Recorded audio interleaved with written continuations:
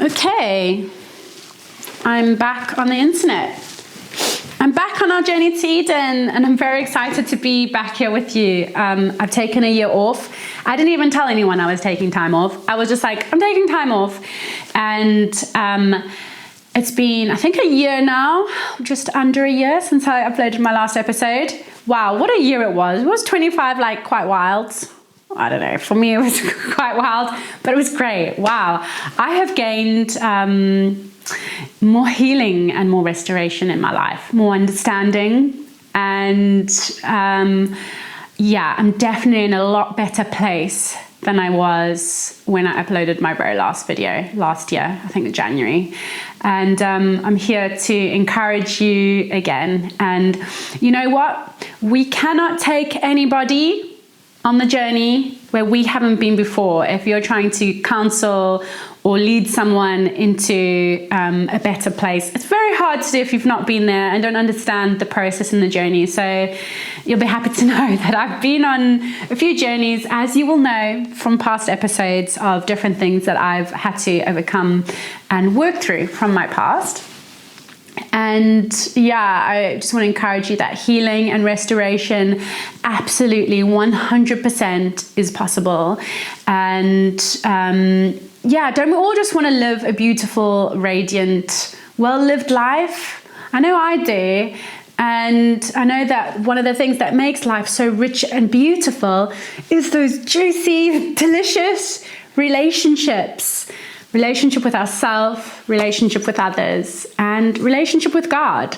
So on this channel, I have had a lot of really positive feedback about the temperaments videos that have really helped people, and I'm going to create more of that for you.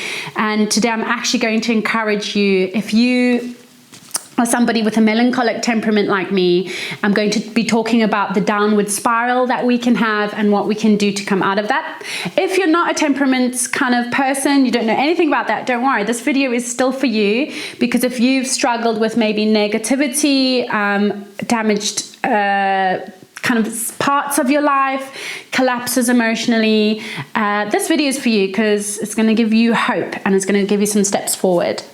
So first of all, I'm going to talk a little bit about my own negative downward spiral to hopefully give you an understanding of what can go on inside of yourself. So, I am very melancholic, as we know if we've watched other videos about the temperaments. I am a proud melancholic temperament. I'm like 70% like in my melancholic traits and characteristics. Now, temperaments theory is a brilliant tool to help you understand yourself.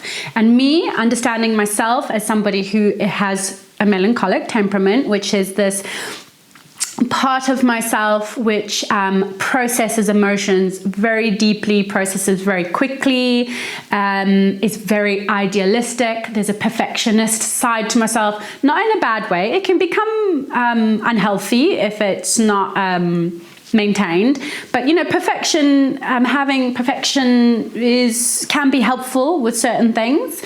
So these are not good or like really bad traits. It's just a collection of traits or characteristics within a personality that we can give the label of melancholic. So within the melancholic, there is this very high idealistic perception of life and self and how we want things to be, because we can imagine the absolute most beautiful way things can be in life. So we can look at a garden and we can imagine like the landscaping of it. We can see it as if it's real. It's so vivid and we're like, yes, this is what it can be. Or we can look at, if we're going to start a painting, and we can have the most exceptional image in our mind and be like, yes, it can be that. Or a relationship. We look at people and we think, this is what they could be. They could be this idealistic, incredible being with no flaws. And there is some good to that, because we have the ability, I think, to call people into their, more evolved, I don't like that word, but a more beautiful version of themselves, because we can see what's possible. So, because we have this idealistic part to ourselves, when something kind of falls short of that, it can really hit us hard. And because we can have, on the other side of that, it can be a tendency towards negativity. Now, listen up, melancholic person. This is what we need to be on guard against. This melancholic downward spiral. I had one of these recently, and I surprised myself. I'm still getting to know myself. I mean, I'm 30-something years old, and I'm still getting to know myself and how complex I am. But with understanding and insight comes power, doesn't it? And comes choice. So I realized how fast my spiral can happen. And it can definitely happen within literally I would say 8 hours. I can start up here. Okay, and by the end of the day, I'm literally face down in the mud and the world is burning around me. It's very dramatic. And thankfully, I was able to have a chat with my friend. Remember John Sparks, my lovely counselor and mentor and friend who we did all the temperaments episodes with. His son has been also a very wonderful support because he understands this work so well. And he was able to encourage me in really being on guard against that downward spiral. And I'm here to encourage you now. So how it can look practically, and just kind of map and take this whole thing apart. So you can have one thing in your life, right? If you are a melancholic person, and all of a sudden this thing is just not going so well. Now, it could be the collapse of a relationship. It could be a job that is, just really getting you down. It could be even your health that maybe has taken a bit of a turn down into a bit of a dark forest. There could be so many things here in your life, different aspects of it, that something kind of just comes out of balance. So that thing can then start creating negative thoughts and feelings in yourself, right? And then something else can happen in the day. It could be something small, and these things start to connect, right? And this negativity starts to build, and you just think, oh, why is this life's not working very well? And then that can trigger a memory from the past of oh man, why did this relationship collapse? Why am I why is it all my fault? And then that thing can connect to something else. And as you can see, the spiral just continues to go one way, and that is downward. It starts to drag all this negative energy, it starts to pull you down, and then eventually you kind of look at your life and you're like, wow, what is the point of living? Life is so hard, it's such a challenge, everything just feels dark and bleak.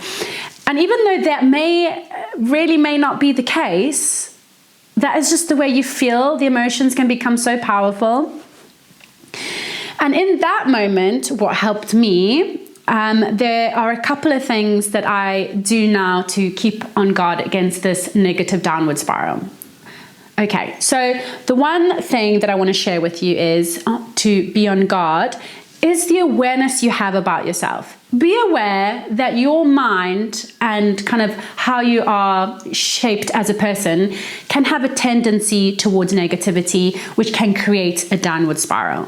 Be on guard about that knowledge that you have about yourself of the downward spiral, and start to turn that into an upward spiral. Okay, so there's one way that we can do this. And I have been studying hope for the last couple of months because I've needed hope for my own life. I've kind of thought what is this hope thing? I feel there's a really important thing that is within hope that we all need as humans. And as somebody who reads the Bible, which I think is one of the best book in the world, there's a scripture in there that says these three things remain: faith, hope, and love. So when everything else passes away, everything else in life kind of, goes to nothing, these three things will remain in your life: faith, hope, and love. Now, for a long time, up until very recently, I didn't actually grasp what hope is. Hope was like this thing in the sky. I couldn't grab my hands, around it. Didn't quite know how to apply it practically in my own mind and in my heart and in my life. And through a bit of study, I get it now. And it's something so beautiful and so wonderful and so helpful for our lives, especially in this day and age that we live in, where people are really suffering with hopelessness, meaninglessness, and purposelessness. So there's this thing that I've kind of put into my life, which is steps of hope. Hope is something incredibly tangible. There's two things about hope. The one thing is having a vision for your life. Writing out that vision for maybe the season of your life, a goal that you are working towards. That almost is like that hope, that destination of hope that you are being pulled towards. Why it's important to have a vision is because when you're going through that job that maybe you don't like, when you're maybe struggling through relationship difficulties, if you've got a vision for what it can be on the other side of that, that vision can pull you towards actualizing it, even when you feel like you're walking through the valley of the shadow of death. You can be pulled towards that greater vision. And I'm not talking about wishful thinking. There's a whole science behind, a simple science behind writing down a vision and why that's important. It's also a biblical principle. But for example, say that you're having a really hard time in your job. If you're working towards something in your life that job is kind of just a means to an end, or there's an end goal on the other side of it, you can get through those harder days easier because that's not where you're stuck. You're not just stuck in that place. There's something that you're moving through towards. So that's one thing about hope. Write down your vision. Make it plain, simple, and clear. Put it on a piece of paper on your wall so you can see that daily if you're going through a hard season. And just seeing that vision is going to stir something within your heart, something that maybe feels a bit like optimism, a hopefulness, an expanded thinking of like, oh, I can see my life differently today because I know I'm not stuck in this place. The second thing about hope, which is connected to having this vision, is creating steps of hope. Hope is something very practical. It's not wishful thinking of sitting down dreaming of like one day this could happen, that could happen, and then sitting around not doing anything about it. That's just going to make you feel less confident in yourself. Hope is action. Acting towards the vision that you have. So for example, let's break this down. Say you have a physical well-being goal to get yourself stronger, say stronger in the gym. You struggle maybe to get to the gym or go for your runs. So your vision would be, having a six-pack by the end of, 7 months or whatever it is, okay? Having a clear goal. And then every day, you take steps of hope towards that goal. So you're going to lay out your clothes the night before. So in the morning, when you get up, you have that glass of water you've already set out for yourself. You can put on the clothes that you've already laid out for yourself the night before. And these little things that you do, they can be tiny little steps of hope. They will begin to gain momentum so that you are literally running towards that vision and that goal. So hope begets hope. Hope doesn't just become nothing. It actually generates an energy in your life because you're building a confidence that you are working towards something greater in your life, that you're not stuck where you are, that you can do something differently. And something my mother said to me recently, which was incredibly helpful, she said to me, what would it look like if you did something differently? And that's a little thought that I'll leave with you. What would it look like if you thought about this differently, and if you did something different today? It can be something small. So those are the few things about hope, which I hope encourage you. And with taking those things of having the vision and taking those steps of hope, kind of spiraling yourself upward, that is something that you can have as a little bit of a framework for yourself, so that when you can feel that negative spiral downwards, you can turn that into a spiral upwards, spiraling up towards your vision, taking those steps of hope, which are generating more hope. And if you have obstacles come in the way, you are free to map out a different path towards that vision. vision. You can even adjust that vision differently. There's so much freedom in this and creativity. You can play with this in your life. And I just want to encourage you with that, is that with your temperament, there'll be certain things in your temperament that are going to help you work towards that vision. So if you are melancholic, there'll be creativity in there that you can tap into. There will be a loyalty, a devotion, a committedness within your temperament, that you're naturally these things that you can tap into and use to generate more hope and to work towards your vision. So there's one book that I want to encourage you with. It is called 8 Steps of Hope, and it's something that I've been studying, as I said, over the last couple of months. And I'm just going to make sure I've got the right title for you here on my Kindle. It's called 8 Ways to Hope: Charting a Path Through Uncertain Times by William R. Miller, PhD. So if you want to study hope with me this year, that is a wonderful book that you can read, and we can both be pilgrims of hope towards our journey to Eden together. So I hope you've enjoyed this episode. You can like and subscribe and follow and comment below if this has been helpful for you, and I'm looking forward to bringing you more content, more inspiration and encouragement. And there's one really exciting thing that I want to share with you, and as part of our journey to Eden, I've made a shop, an online shop called The Radiant One, and this is with all beautifully homemade artisan boutique products, which I both design and create with my mother.